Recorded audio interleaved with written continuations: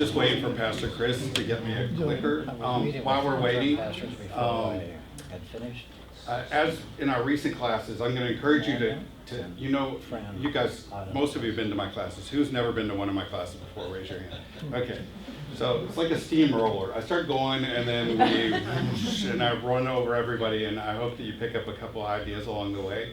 Well, I'm trying to slow that down a little bit, and if you have some questions about stuff, stop me and we can discuss whatever, because we're going to have a bunch of ideas today. We're going to have a bunch of ideas next week, and then we're going to have a bunch of ideas the week after that. And we'll have some times where we build in some question and answer.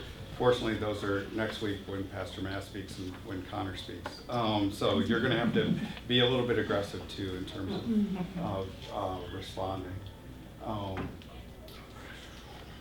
Maybe we should need to get going. So the class is called, the class is called Love Your Neighbor. I preferred another title, but I don't think Matt and Chris were so happy with it. It was Three White Guys Explain Religious Diversity. It actually looks like two really friendly guys and one really angry guy. That was when I was writing my column. They said they didn't like it when I smiled because it looked like I was making fun of people when I was making fun of people. So I looked really angry. Now I'm back to being super friendly in the paper. But it actually sort of matches, because I'm going to be doing a lot of negative stuff this week. They're going to be doing a lot of positive, constructive stuff in the next few weeks. And like in the last few classes I've done recently, I want to, before we get into this, and actually this class grows out of this part of recent classes, we're going to talk a little bit about religion in the news. And in our discussions of religion and news in the past, you guys have jumped in and been very interested in Islam, ISIS, ISIL, all of those things. And I just wanted to touch on things that have happened just in the last week. And if you guys have something you want to bring up, as you've done in the past, and feel free to comment. I'm not looking for endorsements for candidates or anything like that, but if there's something that you think is interesting about, or if you have some thought. The first one is, you see President Obama speaking for the first time in his administration. Does anyone know, where was he speaking? At the Islamic Society of Baltimore. It was the first time a president had spoken at a mosque or Islamic society since when? 2001, when President Bush, after 9/11, went and spoke to the Islamic Society of Washington, D.C. The difference is, when he spoke, not much controversy. When Obama spoke, it led Marco Rubio to be very critical of the appearance, and it led Donald Trump in his inimical way to suggest that maybe he's Muslim. So that was that. The second one didn't get very much attention here, but it's the Pope and the Russian Orthodox Patriarch are going to meet, which will be the first time they've met and discussed anything in, anybody have any idea how long? Over 1,000 years. Yes, it's 1054 when they split. And one small interesting thing, when we do the creeds, there's a particular phrase in one of the creeds that led to the split. I mean, there were lots of sociological reasons, economic reasons, religious issues, but the one theological issue is something we repeat when we say the creed.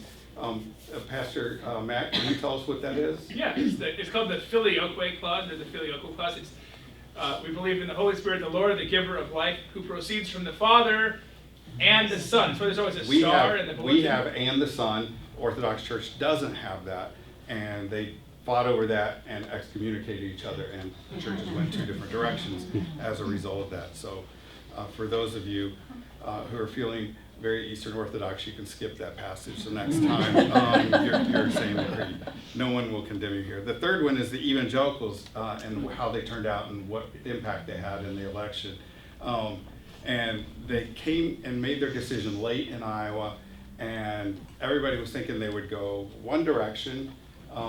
The idea and the thought was they were going to go to Trump, but then they ended up going to Cruz. And it was a little bit of a surprise, and it led to his pretty strong victory. And the question is, where will the Christian evangelicals in the South go? Will they do that? Before you talk, one thing, that my favorite story so far, well, there are so many stories on the election so far. One of my favorites was when Trump read from the Bible. Did you guys see that? Yeah, that was great. 2 Corinthians, and then when he ripped the head of the National Association of Evangelicals for not writing out 2 Corinthians instead of writing 2 Corinthians. So go ahead. I'd just like maybe put you on the spot a little bit. What do you think the news media's definition of an evangelical Christian is? You know, for the most part, evangelical Christian is something that they use. We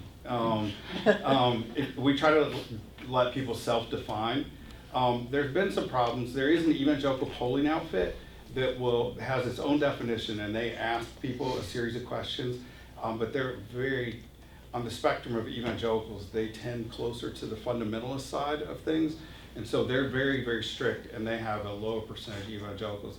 The thing is, I went to an evangelical Christian college for undergraduate school, and many of my friends, when they're polled, will refuse to acknowledge themselves as evangelicals. They'll say, I'm just a Christian. So it's a difficult thing, but you know, the guys in Iowa have been polled and repolled and polled again. They know exactly what they're saying when they say that. And the majority of Christians in the South are evangelical. Here, the numbers tend to show it's about 8 to 10% of Wisconsin Christians consider themselves evangelical. Would you say Christianity today would define evangelicals as opposed to Christian century readers? Yeah, Christianity Today was founded it was an attempt, Christianity Today, the magazine, was created as an attempt to redefine conservative Christianity. They thought that conservative Christianity had become too negative, what is now Christian fundamentalism, what I grew up in. And people like Billy Graham tried to make it more positive, evangelical, to preach what you should believe, not what you shouldn't believe. And so that's the background. Christian Century is a mainline publication, and we'll actually talk about that in a second. Also, the National Association of Evangelicals, which was in existence before the National Council, is really defining. Right, National Association of Evangelicals does. I mean, they're a lobbying group. They're the ones who actually brought Trump into Liberty University and gave him the sheet of paper that said 2 Corinthians, the head of the organization. But it is a squishy thing because they're not. At most evangelical churches, you don't have to be a member. There is no membership like us. First time I was ever asked to be a member was actually the first time was when I went to a Presbyterian church, and then I started going to a Methodist church, and then a Episcopalian church, and then a Lutheran church. But it was all very strange to me because we grew up you were a member of the Church of God, of Christ, not of a particular denomination. So you weren't used to saying, I am. Denominations were bad. So one other one I put up here, this is the weirdest story of the week, and this is, even though the current pope is very progressive and modern in certain ways, he's still very medieval in other ways. He's very much into relics, and he had them dig up 2 cadavers or bodies and brought them to St. Peter's this week, and thousands and hundreds of thousands of people came out to take pictures of them as they rolled the. Did anyone see this? No. It was incredible. Everybody pushing up. And it's a huge thing. When he was in Argentina, he did the same thing with the same 2 people. This isn't actually the face, it's a mask that they put on them because it would creep people out if you brought because the guy died at 68. You don't really want to see that, do you? Unless, yeah, whatever. So one's Saint Padre Pio and Saint Leopold. So we'll jump into this week. It looks like Chris has decided not to bail on me and not give us the thing. So the main thing that we're looking at is why do we care about other faiths? And instead of talking about this and tackling it from a religious perspective first, I wanted to talk about it a little bit from a social science perspective, since actually that's the only area on this stuff that I actually have a degree in. Well, first of all, why do you think we're here? Why are we discussing this stuff? Why is this of interest to anybody? Why are we talking about what Muslims believe, what Jews believe, what we should think of Muslims? Why is this something that we should care about? There's a lot of Muslims and Jews and other faiths out there. Right, that's true. And actually, Religious diversity is increasing in America. And I'll give you some numbers on that in a second. Actually, the leading authority on religious diversity in America, I just got a postcard last night. Her name's Diana Eck. She's head of the Religious Studies Department in Harvard. She's speaking in Madison on April 16th. It's something that Conor and I go to usually every year, and she wrote a book, The Expanding American Religious Landscape. And she focuses mainly on what happened as a result of the Immigration Acts in the early 60s, which moved things from being focused on European immigration to a more Eastern, Chinese, Japanese, and Middle Eastern, and it increased and changed the nature of American religion. An ancillary point to that, as we have more Muslims, about 6 million Muslims in America today, 5 or 6 million Muslims today, and a great diversity. And in 2 weeks, Conor will be sitting down having a discussion with a Muslim friend, and you can ask whatever questions you have about Sunni, Shiite, Sufi, or whatever. It's sort of this is a complete diversion. I'm starting to realize my 19-year-old daughter is really my daughter, because she's in grad school. She's in undergrad, and her second semester, she's taking her second class on the Quran. She's taking a class on religious influence on racism, and a class on Arabic. So like 3 times a week we end up discussing these things back and forth. Amen. Okay. The other thing, an ancillary point, and one that you don't see or hear, but I think we feel, and it has to do with immigration, and that is, for the first time in American history, for the first time, there are less than 50% of Protestants in America. This happened in 2014. Throughout American history, Protestants have dominated. It's been as much as 90 to 95% of the population. It dropped and dropped and dropped and dropped, and right now it's about 49.5%. So there is no dominant religious group unless you say Christians, but even that, I'll show you in a second the drop in those numbers. Did you guys know that? So when people say they want it to be like it was is when we Protestants were in charge and we could say what we wanted things to be. But now we're not quite in charge. We still vote in a greater numbers, and so we're a majority of the electorate, but we're no longer a majority of the population. The third thing, mass media obviously makes us aware of more global events. And finally, religious conflict is creating angst and fear. As we said shortly after the shooting of San Bernardino, the number of people who said that they had fear and concern about Muslims in America was greater than it was after 9/11. Just the impact of those things are great. And we can have a group like ISIS that uses social media and other things and has apparently set up some sort of university to train people.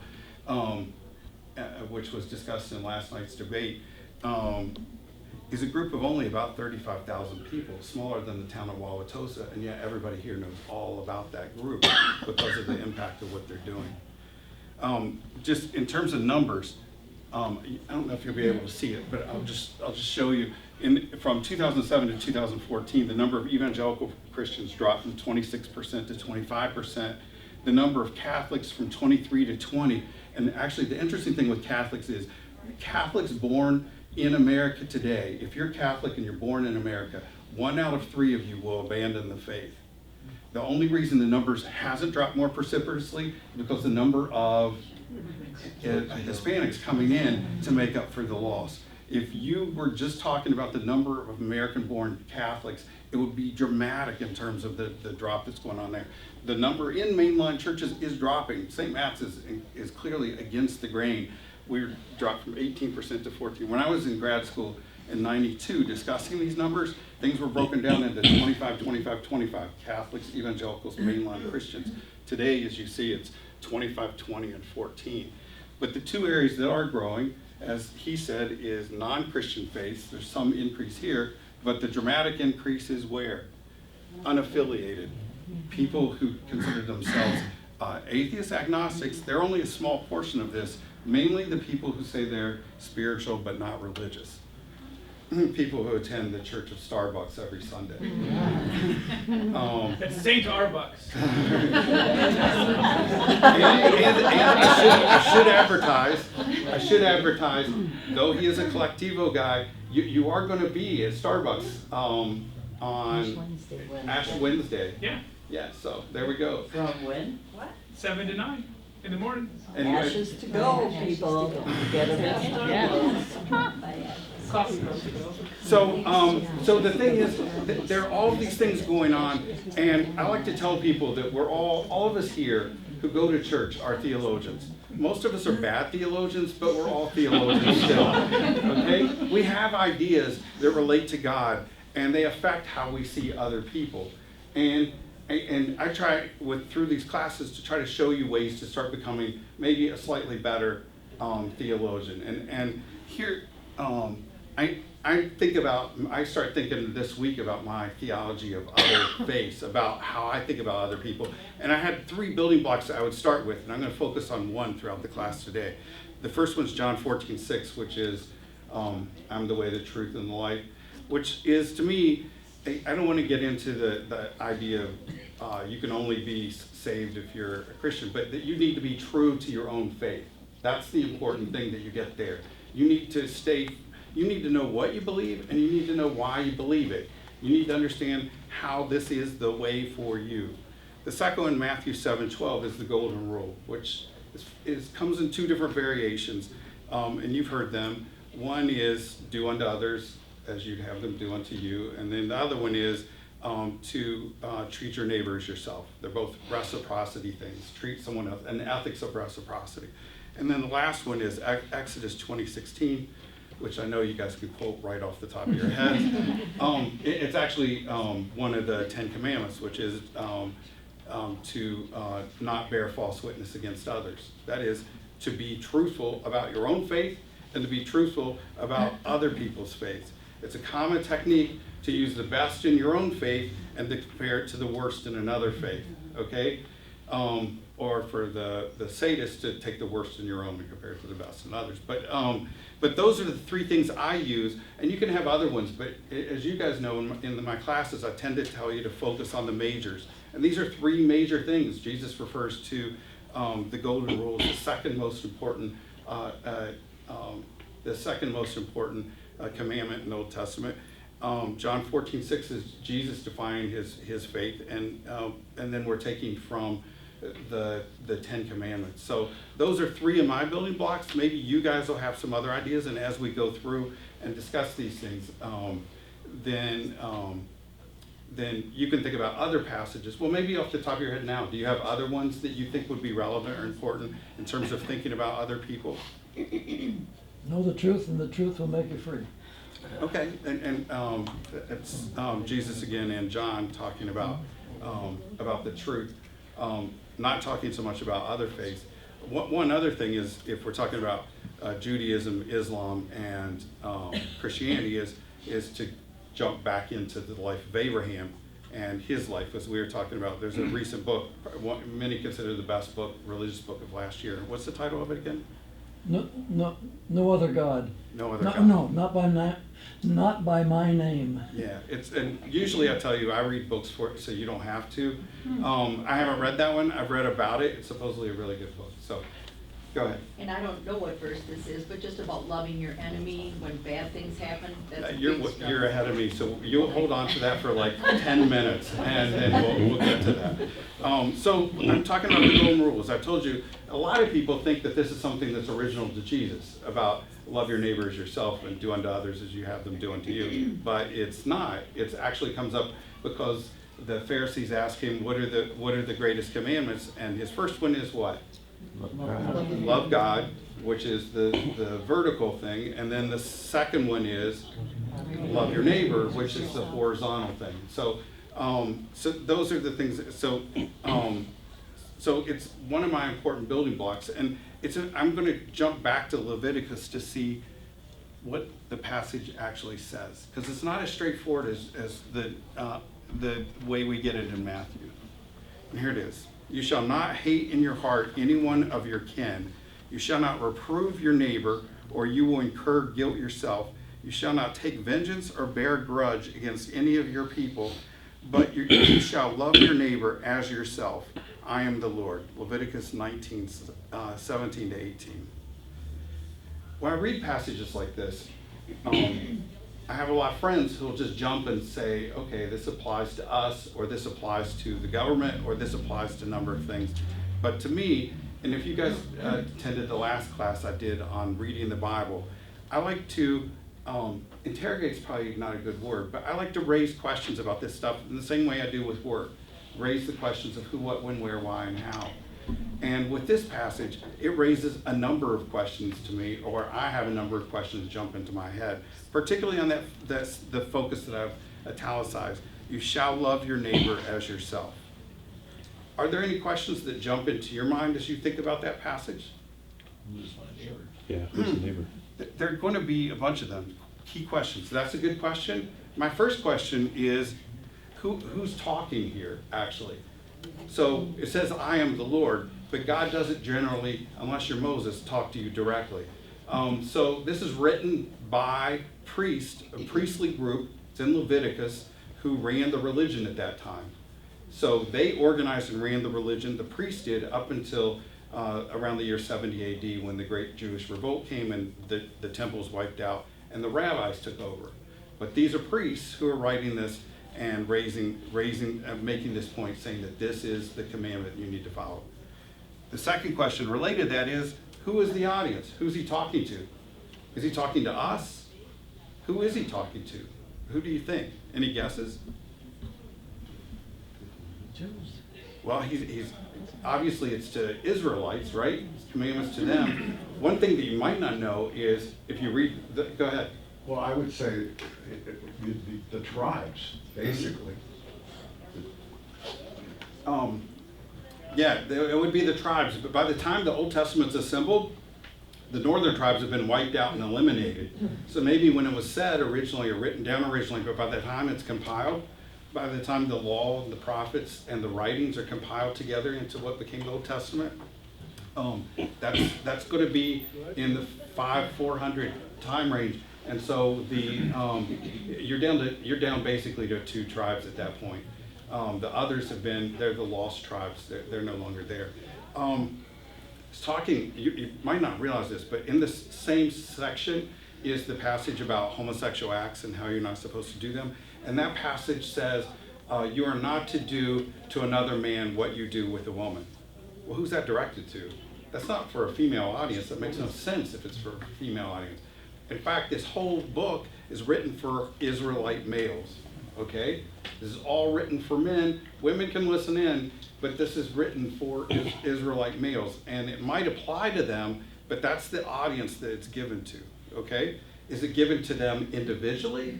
Is it given to them as groups, as tribes, or is it given to them as a nation? Those are just things to think about. Because when we start applying it today, it makes a difference if this is intended primarily for individuals or for a nation. Because when people say, as when Conor and I are debating this stuff, he starts saying that this should be applied to our foreign policy. Well, was this intended for something like that? Is that a right application? I don't know. But I mean, those are things to think about with this. Then the question that Chris raised, which is the key question, who is the neighbor in this story? It's interesting, the NIV, if you use the NIV Bible, to go back to the passage, they changed the section that says your kin. They've interpreted it, and it'll say Israelites. Any Israelite you shall reprove. So it's been changed. They've interpreted it and moved it a little bit forward to you. So who exactly is the neighbor that they're talking about? Is it someone in your family? Is it someone you're related to? Is it any other Jew? Who is this neighbor? Then a related question is, it tells you to love your neighbor, but what doesn't it tell you? How to love yourself. It doesn't tell you about who is not your neighbor. And then secondly, what are you supposed to do about someone who is not your neighbor? So we know we're supposed to love our neighbor, and you can define that however you want to, but what do you do about someone who's not your neighbor?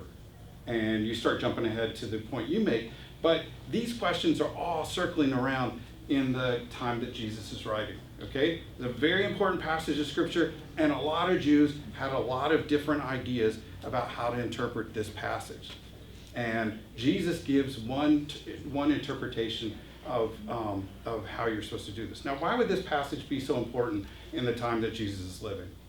Any thoughts or ideas? One important one. Because Go ahead. The Romans are there. That's an important thing. And then, Well, just even the Jews not talking to Samaritans, which we've been hearing so much about, so you got two. So you have two things, and actually a third thing. The one that I would mention first is the diaspora. Jews have been dispersed all over the place, starting with 586 BC. They're shipped to Babylon. A lot of those Jews stayed in Babylon. And you know, when the Talmud is created in the 2nd, 3rd, 4th, 6th centuries AD, those were Jews who were descendants of people who were in Babylon. There's another group that's still in Galilee. But you have a group in Babylon. Where's Paul from? He's out there, out and about. He goes and meets groups all around the place. Few people know this, but there was a Jewish group, a very large Jewish group, that built a temple in Egypt. They were called the Elephantine Jews. And they had their temple torn down. They end up writing to the authorities in Jerusalem saying, can we rebuild our temple? Only recently did they discover all the documents, and apparently there are thousands and thousands of Jews living there and creating their own Judaism. So you have the diaspora. And then two, starting in the year about 40 BC, Jerusalem becomes a colony of Rome. They become an occupied power. And as I told you a couple of weeks ago, throughout this whole time, for 1,000 years, Israel is a land bridge between two massive imperial powers. Usually it's Assyria, Babylon, Greece, other places in Egypt. And those two would fight, and Israel would end up in the middle. So when we think about these things, we are the colonial powers. We're not the colony. And so we come from a different perspective. From their perspective, they are being invaded, they're being taken captive, they're being told what to do. And so they have to think, how do we treat other people? Connor, I've mentioned you like 2 or 3 times, you can't respond. So because of all these things going on around them, they become very, very interested in how we're supposed to treat each other, plus how are we supposed to treat people not like us. So I have some passages that people are going to read for me. I'm going to give you 4 approaches that people had for understanding the golden rule, okay? The first one, well, this is the fighting that's going on. The first one is the negative form. And our first reading is from Tobit. It's Tobit 4:15. Just read the first sentence. And what you hate, do not hate anyone. Do not drink wine to excess or let drunkenness go with you on your way. And so again, and what you hate, do not do to anyone. So whatever you hate, don't repeat that to someone else. And this is the negative form. Tobit is a book written 200 to 250 BC in a community outside of Jerusalem. And Tobit supposedly is telling his son what he's supposed to believe. And he gives him some very practical stuff like Proverbs, like you mentioned about when you're supposed to drink, when you're not supposed to drink, when you're supposed to pay alms. But then he lays out for him the golden rule, which is what you don't want done to you, don't do it to other people. And then we have Rabbi Hillel, who lives about the same time as Jesus, also has his own version of the golden rule. That which is hateful unto you, do not do to your neighbor. This is the whole of the Torah. The rest is commentary. Go forth and study. Do you guys know that story at all? What leads to this? So there's this wisecracker who comes to a couple rabbis, and he goes to the first one and says, I'll become a Jew if you can tell me everything that's in the Old Testament while standing on one foot. And the first rabbi says, you're an idiot, get out of here, we don't want you anyway. And then he goes to Rabbi Hillel, and Rabbi Hillel's answer is, while standing on one foot, that which is hateful unto you, do not do unto your neighbor, the rest is commentary, go forth and study. So, bam. Yeah, probably stood on his foot for an extra minute just to show off. And then the third one is the Didache, which is something we don't talk about, but it's a great work. It's something written apparently in the 1st century. It's like an early creed, earlier than any of the creeds we recite. It's an explanation by the Jewish Christians as to what you should believe. And this is how the book starts off, the Didache, chapter 1, verse 2. The way of life is this. First, you shall love God who made you. And second, love your neighbor as yourself, and do not do to another what you would not want done to you. This sound very familiar? So, and some churches would repeat that. Go ahead. Did you? Well, not to regress here, but you were speaking of the rules of what it boiled down to. Did not the Romans practice sodomy as a form of subjugation of the Jews and other peoples? Just to disgrace them and make them feel, subjugated. Actually, during this time, there was a sense of respect with Jews for a long time because of the how old the faith was. The fact that something old for us is a negative thing, but in ancient times it was considered a good thing. And so they allowed, in many situations, they allowed the Jews did not have to sacrifice to local gods. They were allowed to practice their own faith, but there were breaks in this over time. I've mentioned to you before about in 165 BC, where a guy, Antiochus Epiphanes IV, said that Jews would be punished if they circumcised, followed dietary law, and read the Torah. And the punishment was death, and about 80,000 people were killed as a result of that in Jerusalem. So there were times when things were pretty horrible for them, and that created a huge crisis of faith for Jews at that time. So there were times, and then during Jesus' period and afterwards, it varied from emperor to emperor. You had some who were laid off and didn't punish Jews or Christians, but then you had crazy people like Nero, who do a variety of horrible things. So it varies at various times, and after there are basically 3 Jewish revolts: the one in 66, one in 115, and then the last one in the 130s. After that, Jews don't have they're no longer given any sort of breaks or anything. So the situation ebbs and flows, and that's why you see differences of opinions about how you're supposed to deal with with the other. In some cases, it's okay, and there's a whole realm of what's called empire studies now, and it's trying to understand the writers of the New Testament, what they were thinking about the Romans when they're writing this sort of stuff. And I'm going to jump way ahead and talk about. Well, I'll save this for a second, but it is interesting to think about one passage that Jesus has where he throws the demons out of the pigs, and they and what's the name of the demon that's inside the pigs? Legion. We are legion. What is legion? That's a group of thousands of Roman soldiers. That's an interesting thing. It's sort of a sideways sort of attack on the Roman system and so forth. There is no legion in Jerusalem in Jesus' day, but there is one in Syria, and that legion moves down and attacks and kills in the years between 66 and 74 AD more than 1 million Jews, the first Jewish Holocaust.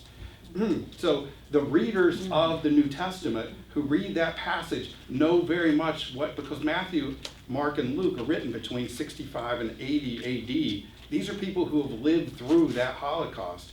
They know very much what a legion is. So it means something to them when the demons turn out to have that name. So now I'm way, way off track. So that's the negative formulation of it. And you can think about it. There are good and bad things, some advantages and disadvantages to that. These other ones focus on the issue of who is not my neighbor. Because people realize there's an issue of, I'm supposed to love my neighbor, okay, and if most of us agree that our neighbor would include most of the other Israelites or Jews of our time, what do we do about the other people? And so many people then started taking that passage, the golden rule, and combining it with another verse. And we find many, many references to them combining these two verses. Who has dealing with the enemies? You do, right? And Nahum 1:2 is the passage where they combine No. it. I had second that one. Okay, go ahead. God is jealous, and the Lord revengeth. The Lord revengeth and is furious. The Lord will take vengeance on his adversaries, and he reserveth wrath for his enemies. So the idea was we should be like God. We should love the Jews and we should hate the Gentiles, okay? He hates people who aren't like us. So they would take these two passages and put them together. And so you have the formulation that the rabbis come up with, and you have Jesus refer to it in the Bible. He says, you have heard it said that you are to love your neighbor and hate your enemy. This is what he's talking about. These Jews who, in trying to figure out how they're supposed to deal with people who are not their neighbor, combined it with this passage in Nahum. But that wasn't the harshest reading of this. The Dead Sea Scroll community, the Essenes, thought that was a little too liberal. So they have a passage, it's called the community rule, one of their major rules on how they're supposed to live their lives. And if you wouldn't mind reading that. God commanded by the hand of Moses and all his servants, the prophets, that they may love all that he has chosen and hate all that he has rejected. God commanded that they love all the sons of light, each according to his lot in God's design, and hate all the sons of darkness, each according to his guilt in God's vengeance. So their interpretation is we are ordered to love each other here at St. Matthew's and hate everybody else, including all the other Christians. They thought all the other Jews who weren't out who wasn't a member of the Essene clan and wasn't out in the Dead Sea Scroll community were all wrong, and they were all under command from God to be hated. When was that written about? That would be written about 100 years before Jesus was born. And Jesus would have been aware of this. I mean, some people think that John the Baptist had some interactions with the Dead Sea Scroll community, and there's differences as to whether it is the Essenes or not the Essenes, so sometimes I mix it. But I don't think he probably did, but they were aware of it. And Josephus, who's writing in the 60s, 70s, 80s, and 90s, talks in great detail about what they believe and how narrow and how they believed that the apocalypse was coming and they would be the only ones saved by God. And what they essentially do, the reason they're out in the community, who here's been to Israel with me? Or not with me? Essentially what they're doing is they don't like who's running the temple. So they create their alternative temple and live their life as if they're the priests running the temple, except without a temple. And it's nasty and hot and all of those things, and it rarely rains. And they create incredibly, incredibly harsh rules for how they're supposed to live. And this is one of their harsh rules. You are not to love anyone. And that was part of the thing. If you joined the group, you ended up having to hate your family. So this is the context in which Jesus is asked the question about what did he think the top commandment was. And then he adds on top of that what you were saying earlier, which is not only when he's given the Sermon on the Mount, not only are you supposed to love your neighbor, but you are to love your enemy.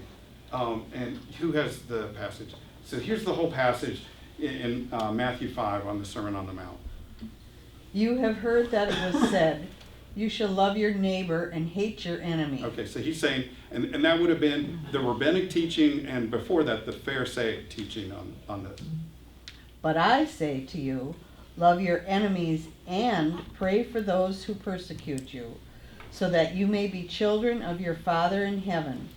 For he makes his sun rise on the evil and on the good, and sends rain on the righteous and on the unrighteous. For if you love those who love you, what reward do you have? Do not even the tax collectors do the same? And if you greet only your brothers and sisters, what more are you doing than others? Do even the Gentiles do the same? Be perfect, therefore, as your heavenly Father is perfect. So, these others had taken Nahum 1:2 and combined it with the golden rule. And what Jesus does is he then uses the same principle. They're all using the same principle. We should be holy like God is holy, but he has a different vision of what God is like. He does not accept the idea that God rejects and hates all Gentiles. When you were listening to that, I mean, do you hear how truly radical that passage is? When I read the Beatitudes, I start going through them and thinking, yep, can't do that. Impossible to do that. That was like way beyond me. And this one is, it's almost crazy because, the idea that you are to love your enemy, they're no longer your enemy if you're actually loving that person. So, I mean, there's this contradiction in there. And I've been thinking about this passage and just how hard it is. And that is, and maybe you can help me. I don't want this to be too radical, but I started wondering, does Jesus even follow this principle in the book of Matthew? Because there are situations in which he's incredibly harsh with people who are Gentiles. And he's incredibly harsh with people who are Jews. And I have 3 examples that stand out to me. Maybe you have others. Are there any situations where you think of where Jesus is incredibly harsh with people who, go ahead. Just with all the priests and Pharisees, So Matthew 23, and I'm using the same book. This comes from Matthew 5, where he's saying that you are to love others and, even the tax collectors who are horrible people. Matthew 23, where he refers to the scribes, the Pharisees, and the others as whitewashed tombs. You're beautiful on the outside, but you're full of dead bones and all that sort of stuff inside. And this is woe passages. He's incredibly, incredibly harsh with them. There's this passage with the Syrophoenician woman. Do you remember this? This is the only Gentile that he has an exchange with in Matthew. And she has a daughter who's demon-possessed, and she wants to have her daughter healed. Do you remember what Jesus says to her? With the crumbs for the dogs. Before he says that, you're right. But he first says, I came to save the lost sheep of Israel, not you guys. And then she makes a clever remark saying, well, don't the crumbs fall off the table and even dogs get to eat that? And then he goes, that's pretty clever. Sure. And then the last one is Matthew 25, which we hear a lot about, the sheep and the goats. We hear a lot about the sheep and what you do to the least of my brothers. You go to the prisons, you feed the hungry, you clothe the naked, and you get to go to heaven if you do all that stuff. We don't hear so much about the second half of that passage, which is, if you didn't do those things, even if you know who I am, you get sent to perdition forever. I mean, it's just a weird thing, and I haven't worked it out how it all works together, but it's the standard in terms of loving your enemy is very high. I also think in Luke, the same story is told, except for it's a sermon on the plain instead of on the mount. And that's because Matthew wants to tell the story of Jesus as a new Moses on top of the mountain. And it's on the plain, but there he then follows it up with the discussion of the Good Samaritan, the story of the Good Samaritan. And I was thinking, the story of the Good Samaritan, we've all heard. There are some misconceptions about it. The first 2 people who go by, who are they? A priest and And why did they go by and not help the injured person? too self-absorbed. Could be, but it also could be because they can't perform their duties if this is a dead body. You become ritually impure. The worst form of impurity, if you touch a dead body, they lose their position as priests if they do this thing. Did you guys know that there are lots of things that make you ritually impure, many of them bodily functions that you can't control. If you give birth to a child, you become impure for a certain number of days. But there are things you do that are wrong, but touching, for a priest to touch a dead body was a horrible thing, and you would have to do it. But it has a Samaritan. I was just thinking, if you told that story and at that time made it a Roman soldier, that actually makes it like Samaritan pretty bad, Roman soldier even worse. I mean, and it probably would have been too blatant a story. He would have been seen as a revolutionary if he had told the story like that. Go ahead, Don. the other where Jesus really rebukes is in John 8:33-38. That's the chapter where he says, know you the truth, and the truth will set you free. But before that, he tells the Pharisees that they are liars like their father, the devil, from the beginning. Yeah, well, not just the Pharisees. He says, I mean, in John, he's the harshest on the Jews, which he says are the sons of Satan. And that's an incredibly difficult passage. But as I said, a lot of these things, instead of thinking of these as a constitution or something like that, or as a rule book, we think of it as a discussion. Jesus is involved in this huge discussion about what it means to be a Jew in this terrible situation. And then how does that apply to us today? Fortunately, I don't have to answer that. That'll be Pastor Matt's task next week. So the options we're left with, and I'm going to jump ahead to us and how we deal with other religions, and then I'm going to tell you some problems with a couple of them. And in the next 2 weeks, we'll try to try to put together a more constructive idea of how we deal with other faiths. And these are the three options that have developed and are used most normally. They're simplified. Some people have like 10, some have 5, some have 2, but they're exclusivism, which is basically we are right, meaning Christians and particularly our brand of Christians, and everybody else is wrong. Inclusivism, we're right, but we can learn things from other faiths. And then the last one, pluralism, all faiths are right and we can learn from each other. And I'm going to talk about the potential problems with 1 and 2 and focus on two particular groups of people who've really, really screwed up in terms of their application. First of exclusivism. And I grew up in an exclusivist. I was taught that all Catholics were going to hell and most Lutherans were going to hell because you guys didn't read the Bible and know the Bible the way we did. And you didn't go out and proselytize. We had to go door to door to try to convert people. One person who was an exclusivist who made a huge error in terms of applying his faith is someone we all know pretty well, and that's Martin Luther. I do a longer class on this. I'm just going to run through this very quickly on Martin Luther, and a couple of you have seen this before. I know Don was in a class. It's a 50-minute presentation I do on this. Very few of us know very much about Luther. Did a lot of great things. There are things I like about Luther. In fact, my wife and I had a huge argument for about 2 hours last night on what's good and what's bad about Luther. I like a lot of things. I love his love of music, which is one thing. I like how he talks about the sacraments being like music. They're external things that come into us and transform who we are. I like his self-confidence in other situations that would have been, annoying, but the fact that he had the self-confidence to do what he did is an appealing thing to me. But his attitude towards Jews is pretty horrible. And he wrote toward the end of his life this 65,000 word piece called On the Jews and Their Lies. And I'll just give you a taste of what it's like.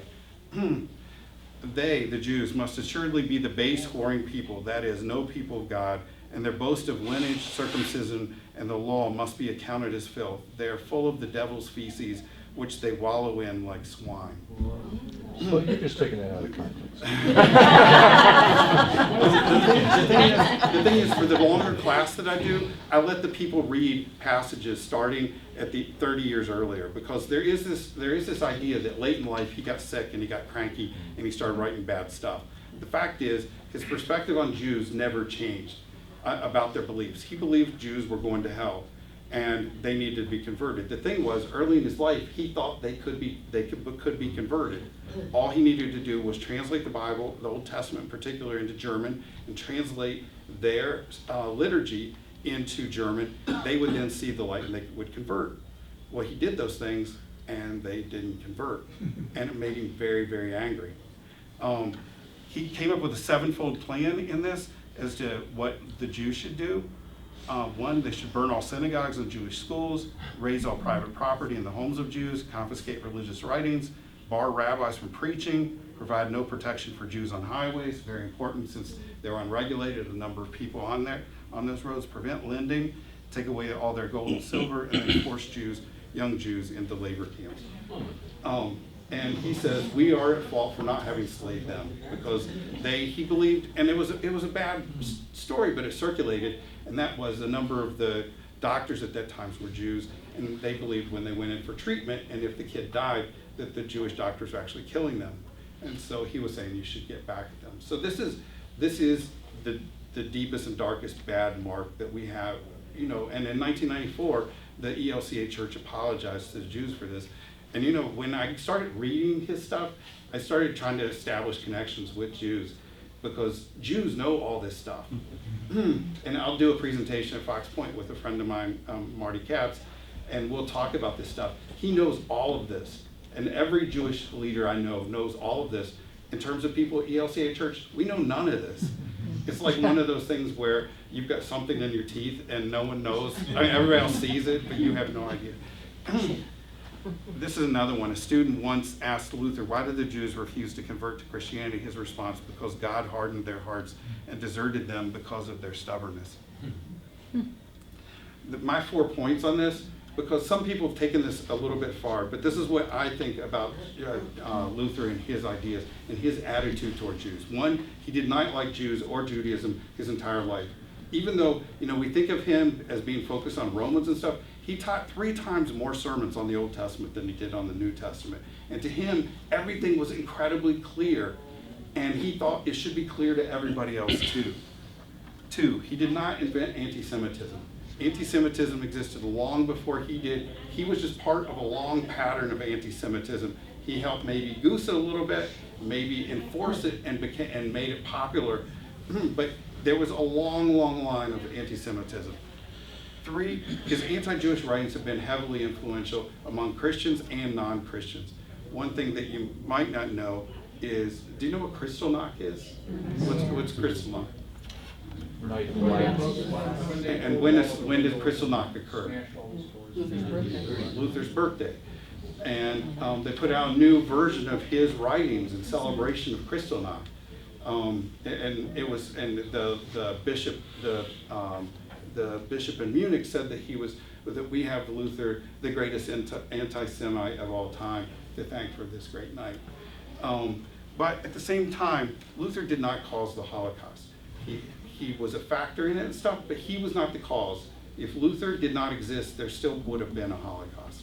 So that's one thing on the exclusivism. It can have dangerous consequences to talk about other people and to mistreat other people and see yourself as holding all the truth. On the flip side, there's an easy, well, one other thing I want to show you. For those who went to Germany this past year, when we went to his church where he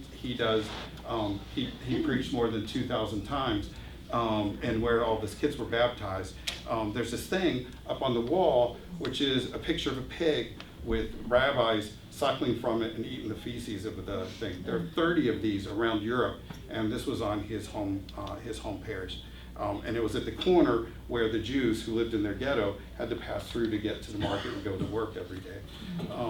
So sort of a crude and difficult thing. And when we were in Germany, this is something we had to deal with and talk about. What do you do about these things? Because it was part of who he was. But on the flip side, there's a very easy thing to say, and it's become very common in liberal circles to say, all religions are the same. We're all teaching the same thing, and we get to the same place. It's all the paths lead to the same place. They all go to the same mountain. You'll see this, a guy named Houston Smith. Has anyone heard him? If you've ever had a world religions class, you've had one of the 7 editions of his book called World Religions, in which he came up with this idea of the mountain in which we're all finally getting to the same point. There's a writer named Karen Armstrong, whose stuff I like a whole lot, but she doesn't tend to say, you can go online and watch her video in which she says, all religions teach one thing, and that is compassion. And that's what, they're all about the same thing. We're all talking about compassion, and if religion doesn't talk about compassion, then that's not the true religion. And the late Marcus Borg would teach something else that was very similar. He would say, all religions are about one thing, and that is transformation. And that's what Christianity is about, transformation. That's what being born again is all about. But all religions are about transformation. I remember listening to him speak this one time and thinking, transformation isn't always a good thing. It's a neutral term. It could be a good thing, it could be a bad thing, okay? And instead of that, one book that I encourage you to read if you are interested in this sort of stuff is a much more realistic understanding of other religions. It's a guy named Stephen Prothero who wrote a book called God Is Not One. And this is what he says. Pretending that the world's religions are the same does not make our world safer. Like all forms of ignorance, it makes our world more dangerous. What we need on this furiously religious planet is a realistic view of where religious rivals clash and where they can cooperate. So what he's saying is that all religions have and view the human condition differently. And they all have different solutions. And they all have different paths for correcting those things. If you're interested, I'm not going to make you go through them, but here's his summary of the 8 major religions as to how he sees. Just drop them back. Now you don't have to buy the book. But you can see his thing. For instance, for Christianity, he says the problem is sin. Our solution in general is salvation, and the technique is some combination of faith and good works, depending on whether you're Protestant or Catholic or Orthodox or whatever you are. But you'll see, and on the back, I didn't include. He's included atheism in the most recent edition of this book. But the thing is, it's what I told you before about bearing false witness. That it's bearing false witness when we diminish other faiths and simplify what they say. We need to be honest, not just about what our faith is all about, but we need to be honest about what their faith is about. And over the next 2 weeks, Pastor Matt will be talking about his understanding of other faiths and the theology he uses to understand that. And then Conor will be here with a Muslim friend. What's her name again? Inshira Faroud. And so she'll be giving us her understanding of her faith, and Conor will be in conversation with her, and Conor will be honest and open about his beliefs and faith. And during the discussion, I don't want you guys to be rude, but I want you to be honest, because there'll be a lot of discussion time for you to ask questions about what Muslims believe and how Muslims are responding to the current, not just controversy, the current crisis that's going on, because it is a crisis going on within a small segment of the Muslim faith. So I ran over by only 5 minutes this time. I'm succeeding. So anybody have any questions or comments on what we said? I told you we were going to run through a lot of topics and stuff. It's like PBS has had more stuff on their phone in the last year than they have in the last 5 years. They have, but there's a great deal of interest in it. As I told you, the level of fear after the San Bernardino attack was greater among most American citizens than after 9/11, which is just incredible, but that's what it is. And it's a point that Conor makes frequently, which is the media focuses on the aberration, but those who consume the media come to see it as the norm. Go ahead, Don, you had a question? Oh, yeah, I'll Last one, and then we'll be done. Well, and I can talk after we're done. You know who Archbishop Valerian Triffa was? Go ahead. He was an archbishop in New York, I think in Ohio, and in the mid-60s, a Jewish man came forward and said that he was a Nazi in Romania, where he was born. Right. And it took 20 years. The FBI did all kinds of forensic evidence, and finally they found a postcard that he had written to a friend from Germany with his signature on it. They had trouble with the signature, but they did find a fingerprint on the postcard, and through laser technology they discovered it was him. And he, at the time in Romania, spoke out against the Jews and actually incited the Red Guard to round up hundreds of Jewish men, take them to a slaughterhouse, hang them up by their heels like they did animals, and cut their throats. So he was a really nice guy, and they deported him. I was telling you how radical the Beatitudes and the Sermon on the Mount is. It's easy for us to soften those things and to make them applicable to us. And even the authors of the Beatitudes soften them for us. In Luke, Jesus says, "Blessed are the poor, for they will inherit the earth." Matthew's not very comfortable with that, so he sticks in 2 words that you don't have in Luke, which is, "Blessed are the poor in spirit, for they shall inherit the kingdom of God." These things are really, really hard, and they're hard not just for us, they're hard for first century Jews. And you could take similar stories, like the story of the Good Samaritan. And I told you, the rabbis and the priests had absolutely good reason not to get involved there, because it would make them less than holy in their understanding of the faith. But take your situation that you're saying now. If you were to take that story of the Good Samaritan and make this story in 1945 and put a Nazi German as the one who saves and protects that person, that becomes an impossible story for me to listen to.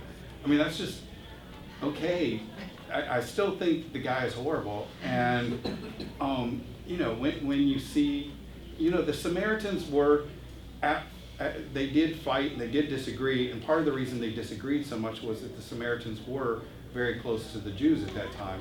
And many of them were the descendants of those who left behind during the Babylonian exile, who intermarried with people locally. So they were cousins and others of the Jews. One thing that is interesting about the Samaritans is they did help get rid of Pontius Pilate, so the Jews were probably pretty happy about that. But each of these stories are, it's easy to just take the story and try to apply it immediately to our lives. But sometimes it's better to take these stories and realize how hard they are, and how hard they are for the people then to grapple with those things, and not to think that they're things that we can easily apply today. So, thanks for coming. Thank you.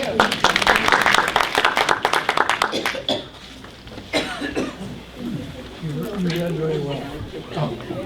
Nice one. Yes, we're going to share, but she's everywhere.